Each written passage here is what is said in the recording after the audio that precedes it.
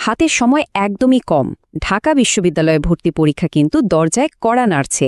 এই শেষ মুহূর্তে বায়োলজির জন্য সবচেয়ে ভালো প্রস্তুতি কোনটা হতে পারে? চলুন একসাথে বসে গত 5 বছরের প্রশ্ন ঘেটে সেই সিক্রেট কোডটা বের করি, যেটা অন্যদের থেকে এগিয়ে রাখতে পারে। আচ্ছা, একটা প্রশ্ন সবার মনেই ঘুরপাক খায়। বায়োলজি এমসিকিউতে কি 15তে 15 পাওয়া আসলেই সম্ভব? উত্তরটা হচ্ছে হ্যাঁ, 100 বার সম্ভব। তবে শুধু বই মুখস্থ করে কিন্তু হবে না। এর জন্য লাগবে স্মার্ট একটা কৌশল, আর সেই মাস্টার প্ল্যানটাই কিন্তু লুকিয়ে আছে পুরনো প্রশ্নগুলোর মধ্যেই। সবচেয়ে বড় ভুলটা কোথায় হয় জানেন? ওই যে কিছু সোজা প্রশ্ন যেগুলো প্রতি বছরই ঘুরে ফিরে আসে, সেগুলোকে আমরা পাত্তা দিই না। অথচ এই প্রশ্নগুলোই কিন্তু চান্স পাওয়া আর না পাওয়ার মধ্যে পার্থক্য গড়ে দিতে পারে। জাস্ট এই প্যাটার্নটা যদি ধরে ফেলা যায়, তাহলেই কিন্তু অর্ধেক কাজ শেষ। তো আর দেরি কেন? চলুন আমাদের কোড ব্রেকিং মিশন শুরু করা যাক। আমাদের প্রথম টার্গেট হচ্ছে প্রাণী জগৎ। এই চ্যাপ্টার থেকে কিন্তু প্রতি বছরই বাধা কিছু প্রশ্ন আসেই। এই প্রশ্নটার দিকে একটু তাকান। এটাকে বলতে পারেন ঢাকা ইউনিভার্সিটির একটা সিগনেচার প্রশ্ন। কয়েকবার রিপিট হয়েছে। এখানে রূপান্তরের একটা স্পেশাল টাইপ নিয়ে কথা বলা হয়েছে, আর এখানেই কিন্তু বেশিরভাগ পরীক্ষার্থী ভুলটা করে বসে। সঠিক উত্তরটা হচ্ছে ইউরোকর্ডাটা। এখন এই প্রতিরূপান্তর জিনিসটা আসলে কি? খুবই মজার একটা ব্যাপার। মানে লার্ভাটা হচ্ছে অ্যাডভান্সড, আর বড় হতে হতে প্রাণীটা বরং অনুন্নত হয়ে যায়। ব্যাপারটা অনেকটা এরকম যে ছোটবেলায় যে অনেক ট্যালেন্টেড ছিল, সে বড় হয়ে তেমন কিছুই করতে পারল। আর ইউরোকর্ডাটা নিয়ে বেশি কিছু পড়ার দরকার নেই। জাস্ট এই 3টে পয়েন্ট মাথায় গেঁথে নিন। 1. এদেরকে সাগর ফোয়ারা বা সি স্কোয়ার্টস বলে। 2. এদের গায়ে টিউনিসিন নামের একটা আবরণ থাকে। আর 3. এদের লার্ভা দেখতে একদম ব্যাঙাচির মতো। ব্যাস, এইটুকু জানলে এখান থেকে আসা যে কোনো প্রশ্নের উত্তর দেওয়া যাবে। প্রাণী জগতে শুধু ক্লাসিফিকেশন পড়লেই কিন্তু হবে না। বিভিন্ন প্রাণীর অঙ্গ প্রত্যঙ্গের মধ্যে যে পার্থক্য, সেখান থেকেও প্রশ্ন আসে। এই যে দেখুন, আর একটা কমন টাইপের প্রশ্ন। 4টা অপশন দিয়ে বলবে কোনটা এখানকার নয়। এই ধরনের প্রশ্ন দিয়ে আসলে দেখা হয় যে কতটা খুঁটিয়ে পড়া হয়েছে। এই স্লাইডটা কিন্তু একদম ক্রিস্টাল ক্লিয়ার করে দিয়েছে ব্যাপারটা। দেখুন, প্রায় একই রকম নাম, কিন্তু পার্থক্যটা বিশাল।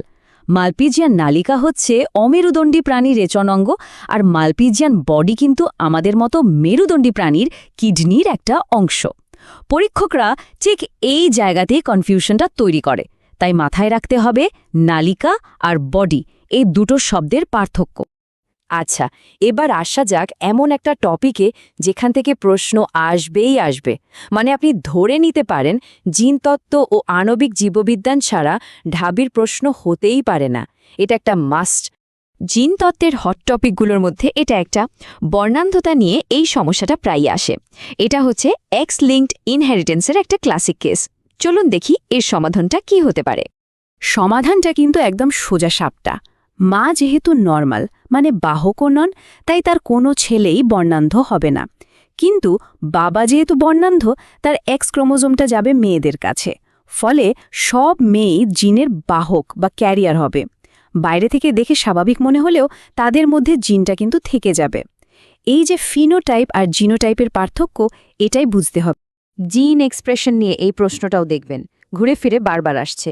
এই টার্মগুলো মানে গাঠনিক জিন, প্রোমোটার, অপারেটর, এগুলো পরীক্ষায় আসবেই। এই সবগুলোকে একসাথে বলে অপরণ। আর এই স্লাইডটা খেয়াল করুন, শুধু উত্তরটা দিয়েই কিন্তু শেষ নয়। আরও যে কনফিউজিং টার্মসগুলো আছে, যেমন রেকন, মিউটন, সিস্ট্রন, সেগুলো ক্লিয়ার করে দেওয়া আছে। কারণ পরীক্ষকরা জানে কোথায় গুলিয়ে ফেলা হতে পারে। প্রাণী নিয়ে তো অনেক কথা হলো। চলুন এবার একটু উদ্ভিদ জগতের দিকে নজর ফেরানো যাক।